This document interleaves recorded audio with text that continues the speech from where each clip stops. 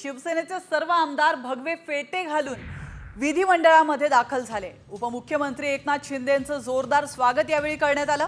विधान भवनातील शिवसेना पक्ष कार्यालयामध्ये सर्व आमदार एकत्रित येऊन फेटे बांधत आहेत। तर सर्व आमदार सभागृहामध्ये एकत्रित शपथ घेण्यासाठी रवाना झालेत आणि आपण या दृश्यांच्या माध्यमातून पाहू शकतो, एकीकडे अजित पवार गटाने त्यांच्या आमदारांनी गुलाबी कलरचे फेटे घातलेले आहेत, तर दुसरीकडे शिंदे गटाने एकनाथ शिंदे यांच्या आमदारांनी भगव्या फेटांमध्ये एंट्री मारली।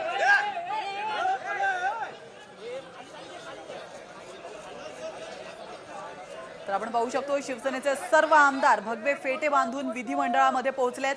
उपमुख्यमंत्री एकनाथ शिंदेंचं जोरदार स्वागत या ठिकाणी करण्यात आलंय।